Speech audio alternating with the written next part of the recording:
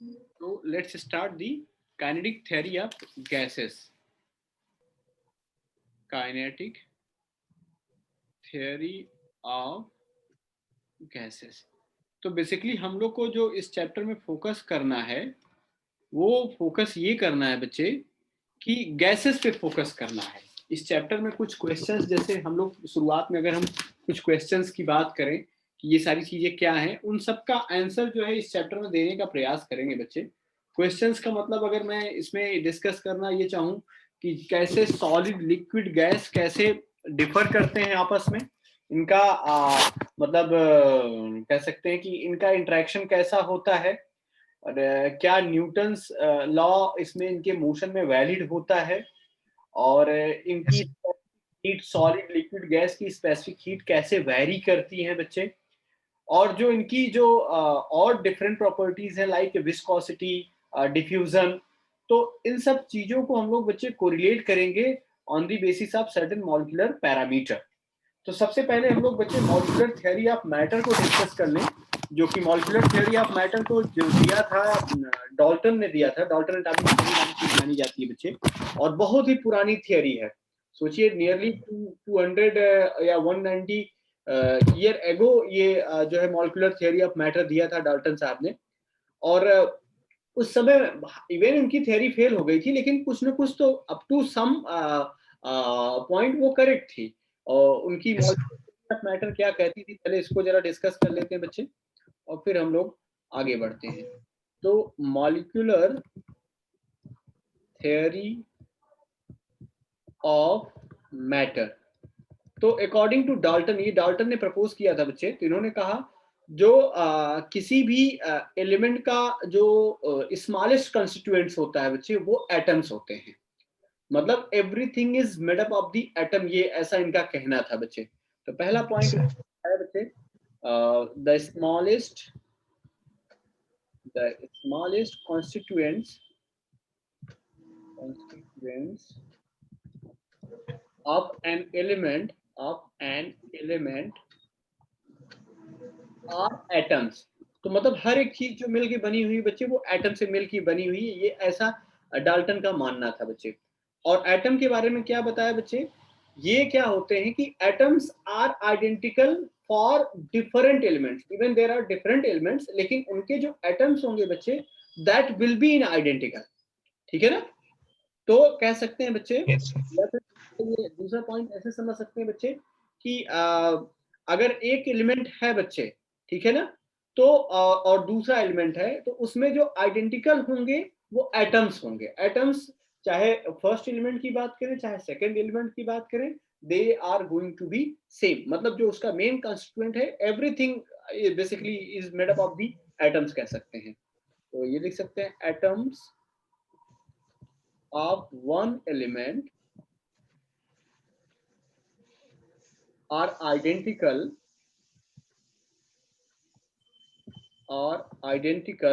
but differ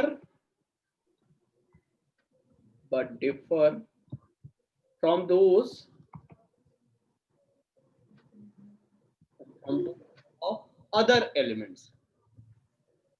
तो मतलब आपका कहने का मतलब ये, यहाँ पे जरा बच्चे ये चीज समझिए कि जो एटम्स का शेप एंड साइज होगा वो तो आपका ऑलमोस्ट कंपोजिशन चेंज हुआ रहेगा, राइट? Yes sir. लेकिन उस समय इनको ये नहीं पता था बच्चे, डाल्टन को ये बिल्कुल नहीं पता था। डाल्टन का तो ये कंसिडरेशन था बच्चे कि एटम इज इनडिविजिबल, इसको हम फर्दर डिवाइड कर ही नहीं सकते हैं। इनकी तो ये कहानी थी। मतलब ये हो गया कि अगर जो कोई एटम से छोटा कुछ होता ही नहीं है, इनका मानना था। Yes sir. तो अब थर्ड पॉइंट इन्होंने क्या कहा बच्चे कि जितने भी एटम्स होते हैं बच्चे, ये ही मिलके क्या बनाते हैं, मॉलिक्यूल या कंपाउंड बनाते हैं। Atoms combines to form molecule और compound। Yes sir. मॉलिक्यूल और या कंपाउंड का फॉर्मेशन करते हैं जो एटम्स जब मिल जाते हैं बच्चे। अच्छा, अब इन्होंने ही बच्चे सजेस्ट किया था, ये काइनेटिक मतलब जो डाल्टन ने ही सजेस्ट किया हुआ था बच्चे कि लॉ ऑफ डेफिनिट प्रोपोर्शन और मल्टीपल प्रोपोर्शन। तो उसमें क्या होता है कि यस लार्ज डेफिनेट प्रोपोर्शन यही कहता है ना बच्चे कि जब वो एक फिक्स्ड अमाउंट में मिलेंगे तो तब जाके कोई मॉलिक्यूल या कंपाउंड का फॉर्मेशन होता है ना? Yes sir. जो सजेशन था बच्चे ये इनका डाल्टन का ही था। जैसे हम लोग बात कर लें बच्चे कि हाइड्रोजन और ऑक्सीजन, ऐसा नहीं है कि x gram of hydrogen y gram of oxygen मिल गया तो हमेशा वाटर ही बनेगा। जब उनका फिक्स्ड प्रोपोर्शन होगा, फिक्स्ड प्रोपोर्शन का मतलब if they will be something like कि 2 ग्राम ऑक्सीजन ले लिया जाए, 16 ग्राम 2 ग्राम हाइड्रोजन ले लिया जाए और 16 ग्राम ऑक्सीजन लिया जाए, तभी जाके 18 ग्राम ऑफ वाटर बनेगा। मतलब तभी जाके फिक्स ये जब 2:16 के रेशियो में होंगे हाइड्रोजन और ऑक्सीजन, तभी जाके वाटर का फॉर्मेशन होगा। ठीक है? Yes sir. अच्छा, एक चीज और भी जरा समझ लीजिए बच्चे, उसी समय ये कहा गया था जैसे हम लोग बात करें कि जो कोई भी अगर मैटर होता है तो इसके 3 स्टेट होते हैं। ये मैटर हो गया बच्चे, तो ये 3 स्टेट हो गए। एक तो हो गया आपका बच्चे सॉलिड हो गया, दूसरा कौन सा हो गया लिक्विड हो गया, और तीसरा कौन सा हो गया बच्चे गैसेस हो गया, गैस। है ना? तो अब अगर बच्चे ये 3 स्टेट बताया गया तो 3 स्टेट में ये हम लोग जानते हैं बच्चे कि जो सॉलिड होता है या एटम्स को अगर हम लोग जो साइज ऑफ एटम की अगर पहले बात करें बच्चे, तो साइज ऑफ एटम आप मान के चलिए बच्चे नियरली 10⁻10 मीटर, मतलब और यस एंगस्ट्रॉम लेवल का होता है, ये हम लोग को पहले से ही पता है। तो सबसे इंपॉर्टेंट डिफरेंस जो सॉलिड लिक्विड गैस में अगर हम लोग बात करते हैं बच्चे, तो जो सॉलिड में होता है atoms are tightly packed. Tightly packed का मतलब ये हो गया बच्चे कि उनके बीच का जो डिस्टेंस होता है वो लेस देन 2 एंगस्ट्रॉम होता है बच्चे। और लिक्विड में ये कह सकते हैं बच्चे कि वो डिस्टेंस फिक्स नहीं होता है। मतलब सॉलिड में पैकिंग पैकिंग इज कॉम्पैक्ट, ये कॉम्पैक्ट होता है। और इंटर एटॉमिक डिस्टेंस जो होती है बच्चे, इंटर एटॉमिक डिस्टेंस अगर माना जाए, देखा जाए बच्चे, इज लेस देन और इक्वल टू 2 एंगस्ट्रॉम हो जाता है बच्चे। मतलब लगभग इतना डिस्टेंस आप मान के चलिए। लेकिन लिक्विड में क्या होता है बच्चे, लिक्विड में ये फिक्स नहीं होता है। Inter atomic distance is not fixed, ये बिल्कुल फिक्स नहीं होती है बच्चे, ये चेंज होती रहती है। ये मीन्स कह सकते हैं लिक्विड टू लिक्विड वेरी करती रहती है। लेकिन अगर बच्चे गैस में बात करते हैं तो जो इंटर एटॉमिक डिस्टेंस होती है वो बहुत ज्यादा होती है बच्चे, है ना? Yes sir. तो inter atomic distance is very large, बहुत ज्यादा हो जाती है बच्चे। तो इसका मतलब यहाँ पे जो मीन फ्री पाथ होता है, मीन फ्री पाथ का मतलब हो गया बच्चे कि the average distance that can travelled by the atoms without colliding, एक दूसरे से टकराए बिना जो एवरेज डिस्टेंस ट्रेवल करता है मॉलिक्यूल, वो क्या कहलाता है बच्चे, मीन फ्री पाथ कहलाता है। Yes sir. और मीन फ्री पाथ इनका जो गैसेस का होता है बच्चे वो ज्यादा होता है। तो mean free path is large.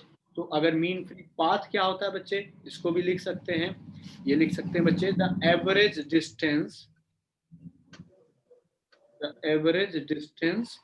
Before average distance of atom before collision, before collision से पहले जो एवरेज डिस्टेंस होता है बच्चे, यस सर। कहलाता है आपका मीन फ्री पाथ कहलाता है बच्चे। ठीक है? तो इसका मतलब एक अब दूसरे टर्म से समझा जाए बच्चे कि सॉलिड में जो सॉलिड होता है बच्चे, इस सॉलिड में अगर इंटर एटॉमिक डिस्टेंस 2 एंगस्ट्रॉम से कम या बराबर होता है बच्चे, इसका मतलब वहां पे स्ट्रॉन्ग फोर्स उनके बीच लग रहा होगा बच्चे।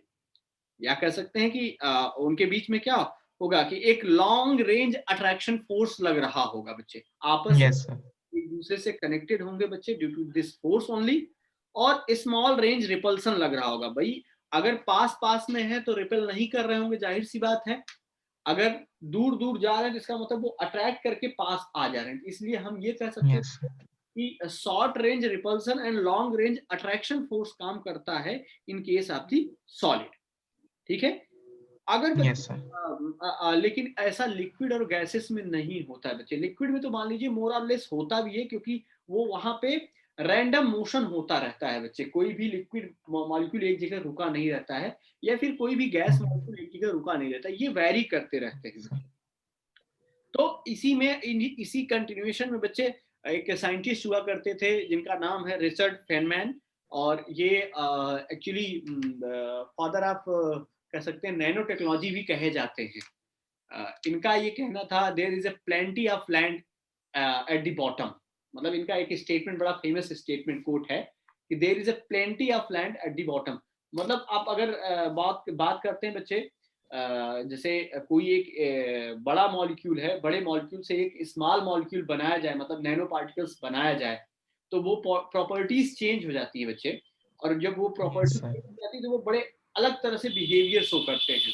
इसलिए इनका जो कहना था, इनका स्टेटमेंट, इसीलिए ये इनका कहना था कि there is a plenty of land, बहुत सारे कह सकते हैं अपॉर्चुनिटीज हैं अगर हम लोग नैनो बायो टेक्नोलॉजी में या नैनो टेक्नोलॉजी में अगर बात करते हैं। तो उन्होंने बच्चे उस समय ये कहा था बच्चे कि जो मैटर जो है वो सब चीज बने हुए हैं एटम से मिलके, और वो बहुत कंसर्न थे इस चीज को लेकर कि this information should be transferred to the next generation.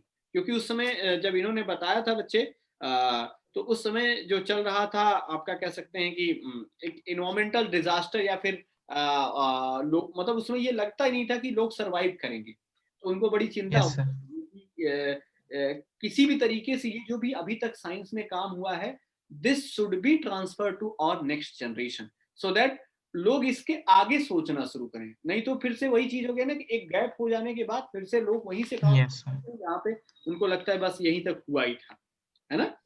तो ये बच्चे हम लोगों ने डिस्कस किया। ये मॉलिक्यूलर थ्योरी ऑफ मैटर में बेसिकली ये तो डाल्टन का था, तो इसमें डाल्टन का नाम मेंशन करना जरूरी है। डाल्टन एटॉमिक थ्योरी थी, या डाल्टन एटॉमिक, और कह सकते हैं इसी को मॉलिक्यूलर थ्योरी थी। ये मॉलिक्यूलर थ्योरी थी जो हम लोगों ने ये पढ़ा। अच्छा, अब आगे बढ़ते हैं बच्चे।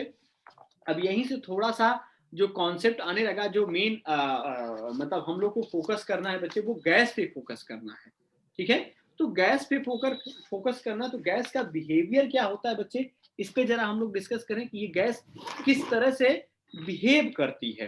तो अब अगर हमने देखा बच्चे कि जो इंटर एटॉमिक फोर्स होता है गैसेस के बीच में, वो लगभग लगभग नेग्लिजिबल होता है due to the large inter atomic distance, है ना। जो कह सकते हैं कि interaction, Yes, sir. Force of interaction था गैस मॉलिक्यूल के बीच में, वो लगभग नेग्लिजिबल था due to the large inter atomic distance.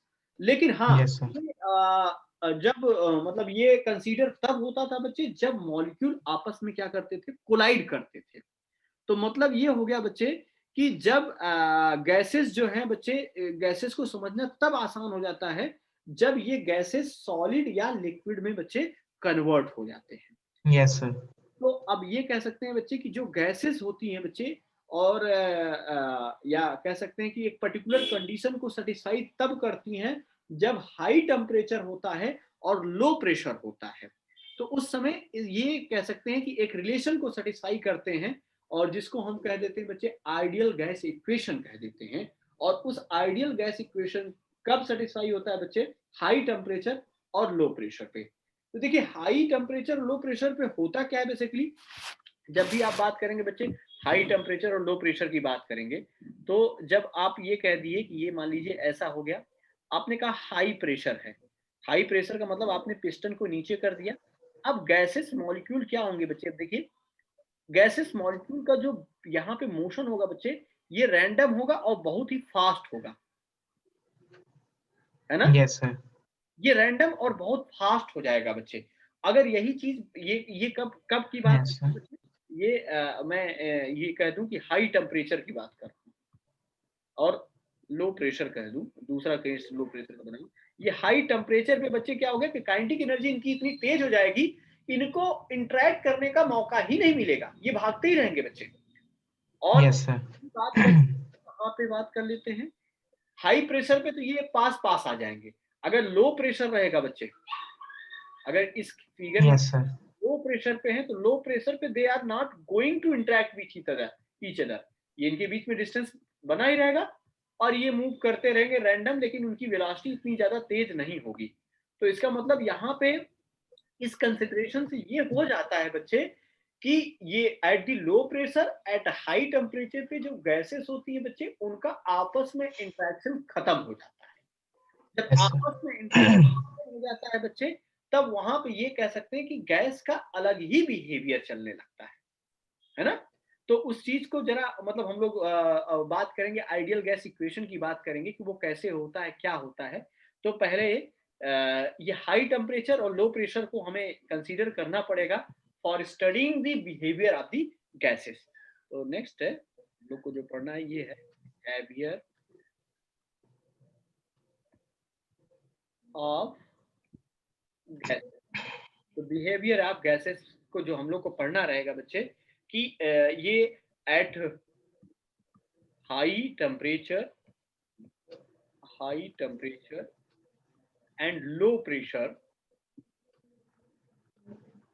Low pressure पे क्या होता है बच्चे, ये जो गैसेस होती हैं बच्चे, ये गैसेस जो होती इस रिलेशन को फॉलो करती हैं, PV is equal to K T. अब देखिए यहाँ पे क्या क्या टर्म्स हैं, K T where P is a pressure, P को हमने कह दिया बच्चे प्रेशर है, V is a volume of the container जिसमें ये गैस है बच्चे, वॉल्यूम ऑफ कंटेनर हो गई, ये हो गया।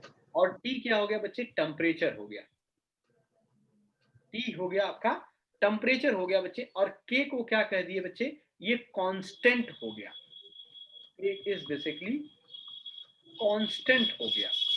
तो अब ये कह सकते हैं बच्चे नंबर ऑफ मॉलिक्यूल की तरह है बेसिकली, ठीक है, यहाँ पे नंबर ऑफ मॉलिक्यूल की तरह है। और इसी समय बच्चे ये बताया गया कि अगर ऐसा होता है तो मतलब अगर मान लीजिए कुछ ये अगर P V equal to K T का कब फॉलो हो रहा है बच्चे, हाई टेम्परेचर और लो प्रेशर पे फॉलो हो रहा है बच्चे।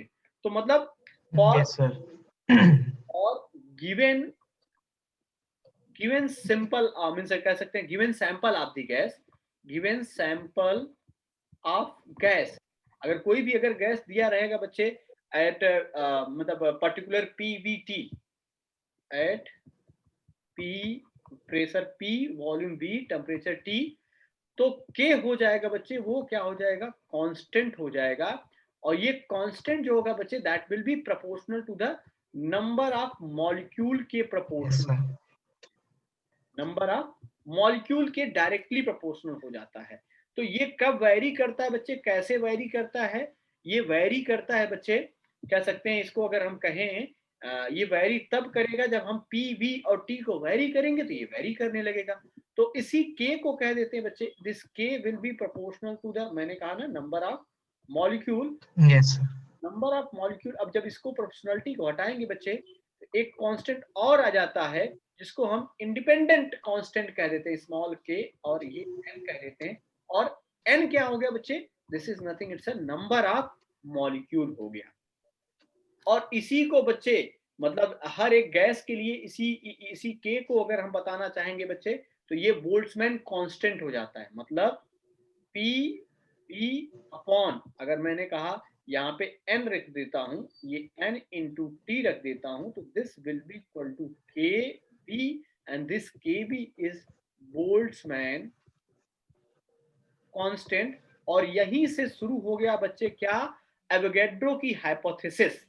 तो एवोगैड्रो की हाइपोथेसिस क्या थी बच्चे, इन्होंने कहा अगर दो गैसेस के लिए प्रेशर वॉल्यूम टेम्परेचर सेम रहता है तो there will be n same number of molecules. मतलब फॉर टू डिफरेंट गैसेस, मैंने मान लीजिए कह दिया कि हाइड्रोजन है और ऑक्सीजन है, there is a same pressure same volume same temperature. तो एवोगैड्रो हाइपोथेसिस ये कहता है बच्चे then there will be the same number of molecule as well as, yes sir, है ना।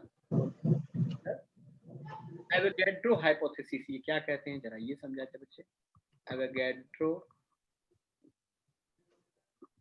हाइपोथेसिस। तो एवोगैड्रो हाइपोथेसिस ये कह सकते हैं for fixed value of P V T of different gases के लिए the number of gas molecule will be same, या कह सकते हैं बच्चे constant, will be same।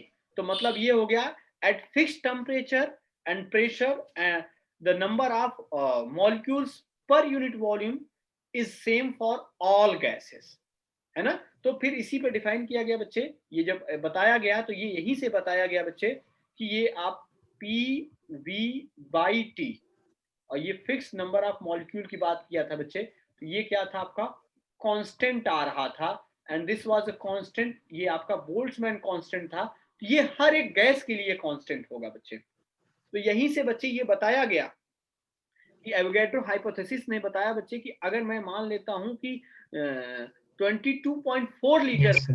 22.4 litre पे कोई भी गैस हो बच्चे एट स्टैंडर्ड टेम्परेचर प्रेशर हो, तो उस पे जो नंबर ऑफ गैस मॉलिक्यूल रहेंगे बच्चे that will be equivalent to the Avogadro number.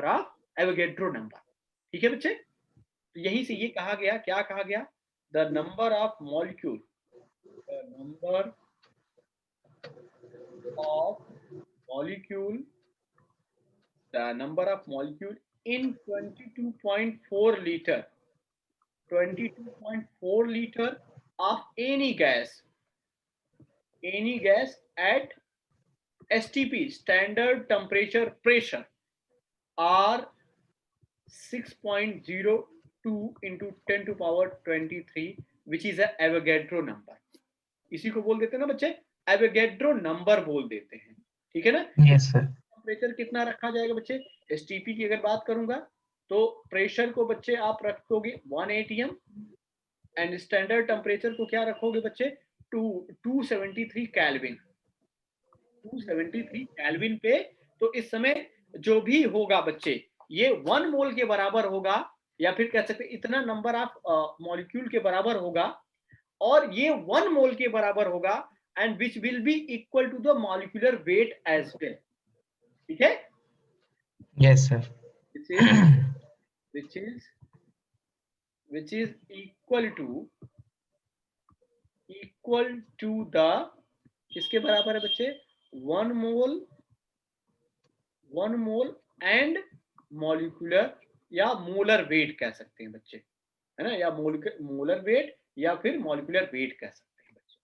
तो इन्होंने ये कहा था बच्चे, मतलब एवोगैड्रो यहीं से बच्चे ये कहने लगे कि at a fix pressure volume temperature, right, the number of gas molecule is going to be constant, और वो उसके बराबर किसके बराबर हो जाएंगे बच्चे, एवोगैड्रो नंबर के बराबर हो जाएंगे बच्चे।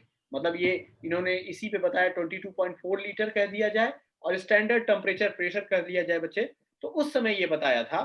तो जो आइडियल गैस इक्वेशन होती है ना बच्चे, ये पीवी इक्वल टू क्या होती है, nRT होती है। तो ये इसको आगे फर्दर अगर बताया जाए बच्चे, इस R को क्या लिख सकते हैं, R है आपका गैस कांस्टेंट, और इस गैस कांस्टेंट को लिखने का तरीका देखिए बच्चे क्या हो जाता है, this is equal to n basically क्या हो जाएगा बच्चे, ये आपका एवोगैड्रो नंबर, और यहाँ पे क्या बच्चे kb, r equal to n into kb, n क्या हो गया बच्चे आपका एवोगैड्रो नंबर हो जाएगा। Yes, sir. ठीक है। यहाँ पे आप इसको ऐसे लिख सकते हैं ना बच्चे, pv equal to n kb, है ना, और ये स्मॉल के से बेसिकली लिखा जाता है, और ये क्या हो जाएगा बच्चे t। तो इसी को तो आपने कहा ना बच्चे, this kb is going to be constant that pv by nt। अब इसी चीज को बच्चे आगे फर्दर भी बताया गया, क्योंकि 1 मोल बताया गया और इस r की जो वैल्यू बताई गई वो कितनी बताई गई 8.314, अगर इसकी यूनिट बात करेंगे बच्चे जूल पर मोल पर केल्विन हो जाएगा बच्चे, जूल पर मोल पर केल्विन, ये हो गया बच्चे।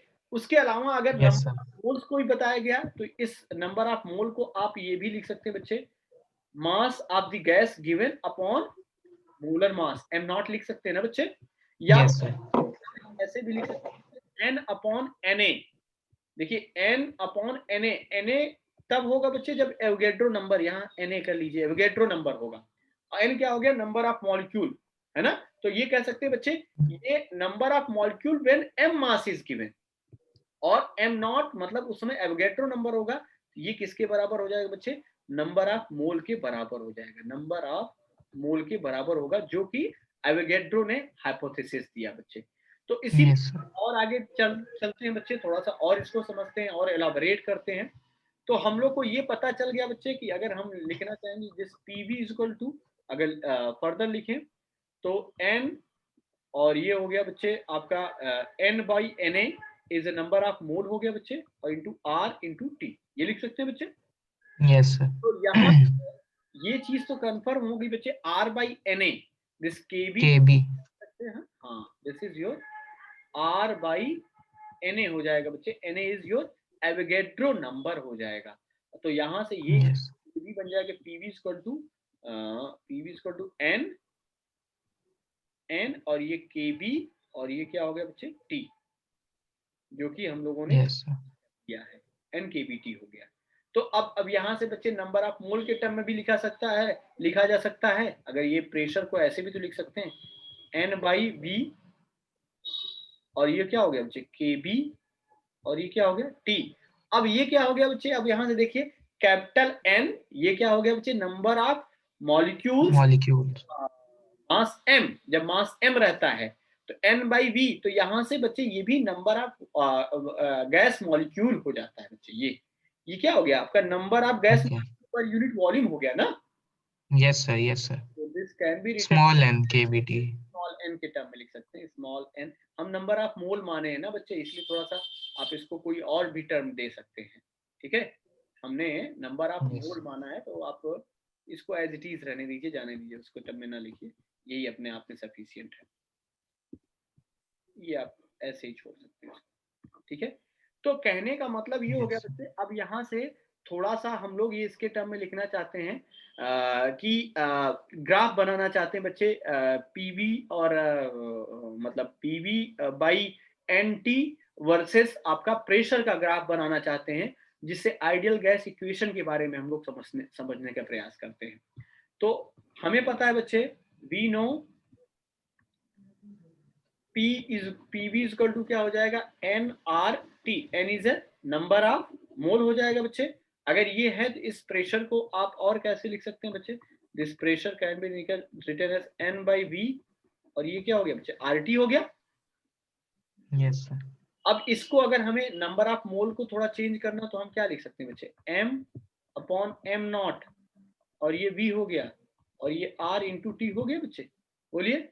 yes sir, और M बाई V क्या हो जाएगा बच्चे? यही तो डेंसिटी होता है ना। density, yes sir, तो P इक्वल टू क्या हो जाएगा बच्चे? ये हो गया आपका डेंसिटी, और ये R और ये T, और डिवाइडेड बाई कितना बच्चे? M नॉट, मोलर मास हुआ, बोलिए। yes sir, तो अब यहाँ पे जरा हम लोग जो ग्राफ बनाना चाह रहे हैं बच्चे, आइडियल गैस इक्वेशन के लिए अगर हम देखें बच्चे, आइडियल गैस इक्वेशन का जो हम ग्राफ बनाना चाह रहे हैं, या फिर ऐसे कह सकते हैं कि आइडियल गैस इक्वेशन का जो भी ग्राफ आएगा, अगर हम लोग मीन्स थ्योरेटिकल मॉडल की बात कर लेते हैं बच्चे, तो थ्योरेटिकली या फिर कह सकते हैं ideally is something different from real condition. क्योंकि हम लोग जो आइडियल गैस का अजम्पशन मानते हैं बच्चे, वो अजम्पशन कब होता है बच्चे? जब लो प्रेशर रहता है और क्या रहता है बच्चे? हाई टेम्परेचर रहता है, ठीक है? yes sir, तभी जाके ये आइडियल गैस कंडीशन होती है, अदरवाइज ये आइडियल गैस कंडीशन नहीं होती है। तो जो भी कर्व होंगे बच्चे जो आइडियल गैस की तरफ जाएंगे बच्चे, वो लो प्रेशर पे और हाई टेम्परेचर पे ऐसा बिहेव करेंगे। तो ये ग्राफ जरा देखा जाए बच्चे, दिस इज द ग्राफ, और किसके किसके बीच का ग्राफ है ये बच्चे? ये प्रेशर अपॉन NT, और यहाँ पे हम लोग कर देते हैं बच्चे ये प्रेशर, मतलब ये PV/NT वर्सेस प्रेशर। अगर बात करें बच्चे, तो इसमें क्या हो जाएगा और ये कैसे वेरी करेगा, इस चीज को हम लोग को जरा देखना है बच्चे। तो आइडियल गैस के लिए तो ये देखिए, ये कांस्टेंट होता है, ये ideal gas, yes sir, for the ideal gas. अब आइडियल गैस के पास जो भी होगा बच्चे, आइडियल गैस के आसपास जो भी होगा बच्चे, वो कह सकते हैं कि हाँ आइडियल गैस कंडीशन को फुलफिल कर रहा है। है ना, जो भी होगा आइडियल गैस के आसपास में, वो हम ये कह देंगे कि आइडियल गैस कंडीशन को फुलफिल कर रहा है। तो ये देखा Yes, sir. Different gas molecule का डिफरेंट टेम्परेचर पे ग्राफ बनाया गया, और जब में देखा गया कि ये ग्राफ कुछ ऐसे आ रहे थे मॉलिक्यूल, और कुछ ये आ रहे थे, कुछ ये आ रहे थे। यहाँ पे अगर मान लीजिए T1 टेम्परेचर था, यहाँ T2 टेम्परेचर था, यहाँ T3 टेम्परेचर था, तो T1 was greater than T2 greater than T3, तो जो हायर Yes, sir. टेम्परेचर पे थे ग्राफ, वो that were very close to the ideal. तो ये हम अज्यूम कर सकते हैं बच्चे कि जितने हायर टेम्परेचर पे होंगे बच्चे, और हायर टेम्परेचर और बच्चे प्रेशर भी देख लीजिए बच्चे, यहाँ पे इस समय देखिए ना, ये आइडियल के करीब है ना, ये आइडियलिटी के करीब है बच्चे। यहाँ जैसे Yes, जैसे sir. टेम्परेचर बढ़ाते जा रहे हैं, वो आइडियलिटी से बहुत दूर चले जा रहे हैं, ठीक है। तो हाई टेम्परेचर पे और लो प्रेशर पे बच्चे, जो हमारे जो रियल गैसेस होती हैं, that approaches towards the ideal gas behaviour, ठीक है। तो यहाँ पे ये लिख सकते हैं बच्चे, Yes. At high temperature and low pressure, the real gas approaches towards the ideal gas। ये कंडीशन होती है बच्चे। तो अब इसी में थोड़ा आगे पढ़ते हैं बच्चे, और हम लोग डिस्कस करते हैं ये बॉयल्स लॉ क्या होता है और चार्ल्स लॉ क्या होता है, और फिर हम लोग देख लेते हैं बच्चे कि पार्शियल प्रेशर वाला लॉ क्या होता है। तो सबसे पहले बच्चे बॉयल्स लॉ। तो बॉयल्स लॉ क्या कहता है बच्चे कि अगर हम लोग बच्चे टेम्परेचर कांस्टेंट कर दें, तो टेम्परेचर कांस्टेंट कर दें और फिक्स्ड अमाउंट ऑफ गैस लेते हैं, तो जो प्रेशर होता है that become inversely proportional to the volume, या फिर कह सकते हैं पीवी क्या हो जाता है बच्चे, कांस्टेंट हो जाता है। लिख सकते हैं बच्चे, और Yes, sir. Fixed amount of gas at constant temperature PV equal to क्या हो जाता है बच्चे, कांस्टेंट हो जाता है। PV equal to basically constant हो जाता है, जिसका मतलब ये कह सकते हैं PV is inversely proportional to volume. कब बच्चे, at fixed amount of gas at constant temperature. जब ऐसा रहेगा बच्चे, तो ये कंडीशन होगा, तो इसी को क्या बोल देते हैं बच्चे, बॉयल्स लॉ बोल देते हैं, या इसी को ऐसे भी लिख सकते हैं बच्चे, P1 V1 इक्वल टू क्या लिख सकते हैं बच्चे, P2 V2। P1 V1 equal to क्या, P2 V2, मतलब ये आपका Yes, sir. पढ़े भी किया है आइसोथर्मल में, कुछ इसी तरीके से रहेगा। तो बच्चे अगर इसका ग्राफ बनाना चाहें, देखिए डिफरेंट ग्राफ देख लेते हैं।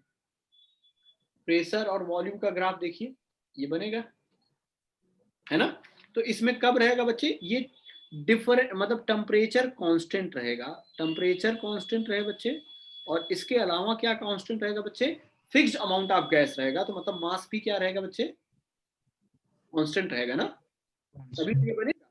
और मैं दूसरा ग्राफ अगर ये कहूं बच्चे, देखिए इसी में दूसरा ग्राफ हम ये कह रहे हैं कि बच्चे ये आप ग्राफ बनाइए P वर्सेस 1/V का, ये लीनियर हो जाएगा बच्चे, है ना। Yes, sir. तो इसमें भी वही चीज होगा बच्चे, m की वैल्यू क्या होगी, m की वैल्यू भी कांस्टेंट होगी बच्चे, और यहाँ पे टेम्परेचर भी क्या रहेगा बच्चे, कांस्टेंट रहेगा। और दूसरी तरीके से इसका कैसे ग्राफ बना सकते हैं बच्चे, पीवी वर्सेस, देखिए अब पीवी वर्सेस चाहे प्रेशर ले लीजिए चाहे वॉल्यूम ले लीजिए, तो पीवी तो कांस्टेंट ही रहेगा ना बच्चे। Yes, sir. तो ये आपका m कांस्टेंट रहे बच्चे, और क्या रहे, यहाँ पे टेम्परेचर भी कांस्टेंट रहे, तो ये हो जाता है आपका क्या, बॉयल्स लॉ कह देता है बच्चे। तो बॉयल्स लॉ में भी अगर बच्चे, बॉयल्स लॉ से अगर हम लोग ग्राफ बनाए पीवी का, तो आपको अगर इस चीज को जरा समझिए कि डिफरेंट टेम्परेचर पे अगर बनाए बच्चे पीवी का ग्राफ, ये देखिए ये P हो गया और ये V हो गया, डिफरेंट टेम्परेचर पे बनाए, तो आपको पता है बच्चे कि ये देखिए, एक ये ऐसे बनेगा और फिर यहाँ पे ऐसे बनेगा। ये टेम्परेचर जैसे जैसे ऊपर की तरफ बढ़ रहे हैं, टेम्परेचर बढ़ रहा है ना बच्चे, क्योंकि ये एक T1 टेम्परेचर पे Yes. होगा, T2 पे होगा, ये T3 पे होगा, ये T4 पे होगा, है ना बच्चे। तो मतलब ये कह सकते हैं कि ये जो एग्रीमेंट होता है, मींस एक प्रॉपर एग्रीमेंट होता है प्रेशर और वॉल्यूम के बीच में, ये फुलफिल होता है कब, जब टेम्परेचर हायर हो जाता है ना। एट हायर टेम्परेचर पे बच्चे प्रेशर वॉल्यूम का मतलब pressure inversely proportional to volume होता है बच्चे, तो वो हायर टेम्परेचर पे ही ये फॉलो होता है। ठीक है बच्चे। Yes, sir. Okay, coming to the Charles, देख लेते हैं बच्चे ये चार्ल्स लॉ क्या होता है। चार्ल्स लॉ, तो चार्ल्स लॉ में हम क्या करेंगे बच्चे, अब प्रेशर कांस्टेंट कर देंगे। ठीक है बच्चे, प्रेशर कांस्टेंट कर Yes, sir. देंगे, given mass of the gas, मतलब मास भी कांस्टेंट कर दें बच्चे, या कह सकते हैं नंबर ऑफ मोल्स कांस्टेंट कर दें बच्चे, और प्रेशर कांस्टेंट कर दें, तो उसमें जो वॉल्यूम होता है बच्चे वो डायरेक्टली प्रोपोर्शनल टू टेम्परेचर हो जाता है। तो at constant pressure, constant pressure and given amount of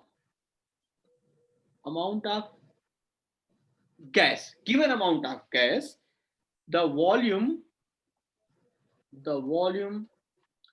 is directly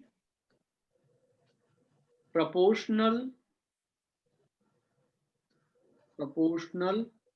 to temperature, temperature के डायरेक्टली प्रोपोर्शनल हो जाता है। कैसे बच्चे देखें, वी नो, हम क्या जानते हैं बच्चे, PV इक्वल टू NRT, हमें पता है बच्चे, हमने कह दिया बच्चे this is going to be constant, और ये कांस्टेंट होने के अलावा बच्चे प्रेशर भी कांस्टेंट हो जाए, तो इसका मतलब क्या हो जाएगा, volume will be directly proportional to temperature. तो इसका मतलब V1 by T1 should equal to V2 by T2। तो इनका अगर ग्राफ बनाना होता है बच्चे तो ये एकदम स्ट्रेट लाइन बनता है बच्चे। इनका ग्राफ अगर हमें बनाना है बच्चे वॉल्यूम और टेम्परेचर का, तो इसका मतलब Straight line. स्ट्रेट लाइन बनेगा, लेकिन बच्चे Yes, sir. अगर प्रेशर ज्यादा कर देंगे तो वो स्ट्रेट लाइन कर्व में कन्वर्ट होने लगता है।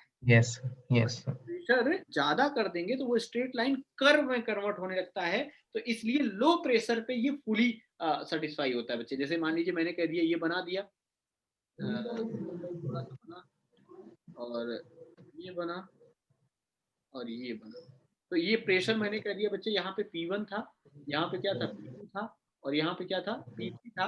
तो P1 was greater than P2 greater than P3। ये जो ग्राफ था बच्चे, ये जब P3 था, प्रेशर P3 था, मतलब कह सकते हैं लो प्रेशर था बच्चे, तो इस समय आपका लीनियरिटी ये फॉलो हो रहा था, अदरवाइज थोड़ा सा ये कहीं कहीं से डेविएट हो जाता था बच्चे। ठीक है। Yes, sir. हाँ, तो ये बच्चे ये हो गया आपका चार्ल्स लॉ हो गया। अब आ जाते हैं बच्चे इसका Dalton's law of partial pressure. तो Dalton's law of partial pressure क्या कहता है बच्चे, कि अगर मान लीजिए कि एक मिक्सचर ले लें और उसमें नॉन इंटरेक्टिंग गैसेस हैं बच्चे। नॉन इंटरेक्टिंग गैसेस का मतलब ये हो गया बच्चे कि आपस में वो रिएक्ट नहीं कर रही हैं। ठीक है।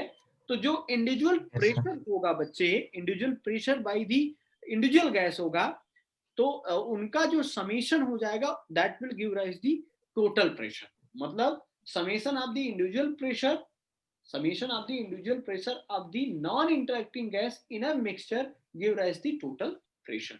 ये तो Yes, sir. ये कहा था, डाल्टन ने कहा था बच्चे, किसके बारे में, पार्शियल प्रेशर के बारे में। तो ये लॉ हो जाता है बच्चे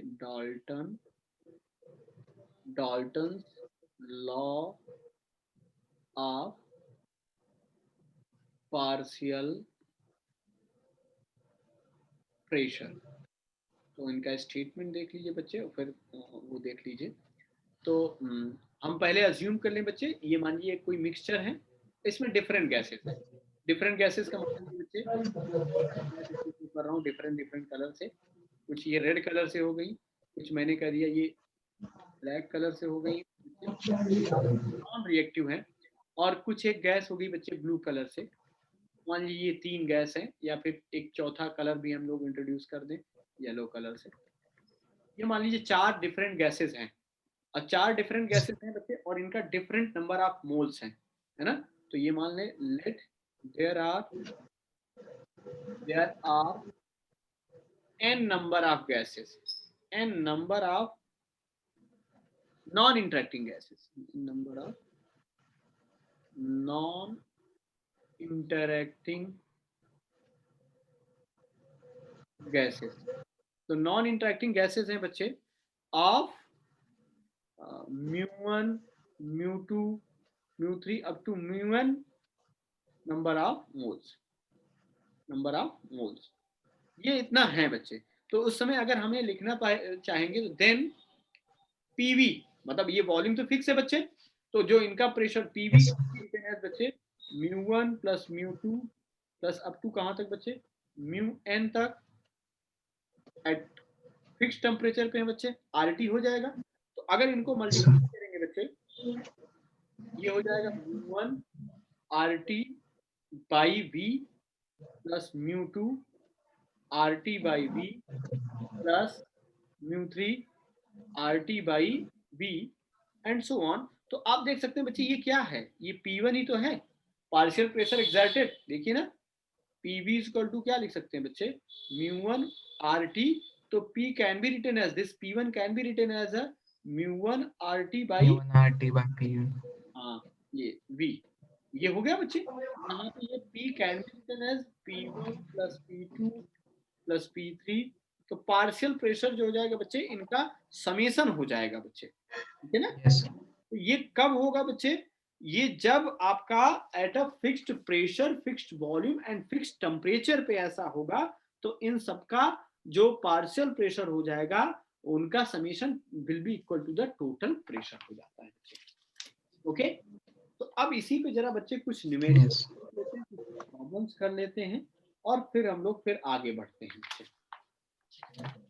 okay, coming to the one of the problem, जैसे ये दिया हुआ है बच्चे, अगर मान लीजिए किसी भी गैस को कांस्टेंट टेम्परेचर पे उसको कंप्रेस करते हैं बच्चे, तो परसेंटेज चेंज इन वॉल्यूम, इस टाइप का हम लोगों ने क्वेश्चन उसमें भी किया हुआ था, लेकिन यहाँ पे भी है तो इसको करना ही रहेगा बच्चे।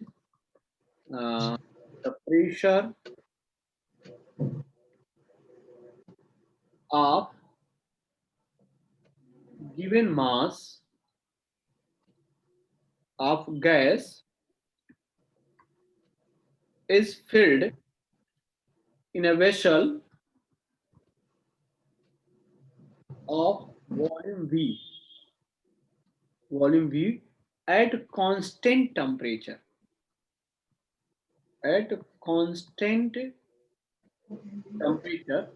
is reduced to one third of its initial volume, of its initial value. Find percentage change in volume. Find percentage change in volume. जरा अटेम्प्ट करिए बच्चे।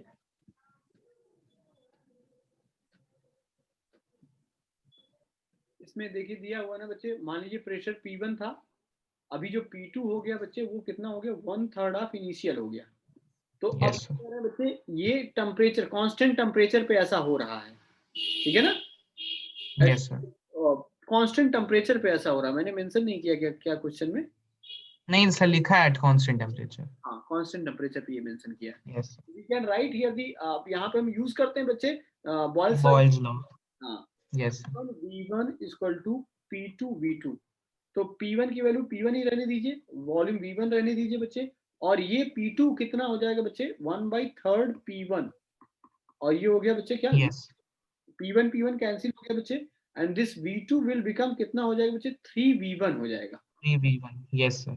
अगर परसेंटेज जो निकालना बच्चे, आप देख रहे हैं बढ़ा है तो परसेंटेज इंक्रीज हुआ है, तो परसेंटेज इंक्रीज के लिए क्या करेंगे बच्चे, final V2 minus initial upon V1 into 100 कर देंगे, और Yes, sir. कितना होगा बच्चे, 3V1 है, और minus V1 upon V1 into 100, तो सीधे सीधे कितना आ गया बच्चे, 200% आ गया। ठीक है, ये एक सिंपल क्वेश्चन था बच्चे, इस तरह से क्वेश्चन आपके बन सकते हैं। अच्छा, इसी टाइप का, इसी पैटर्न से बेस्ड पर दूसरा क्वेश्चन देखिए बच्चे, कि जो हम लोग पढ़ रहे हैं उसी पे बेसिस पे। तो ये क्वेश्चन है, a gas is field in vessel at 27 degrees Celsius. To what temperature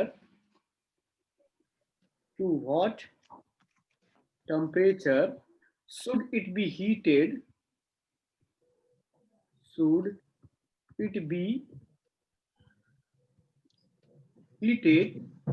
In order that 1/3 of gas may escape out of the vessel.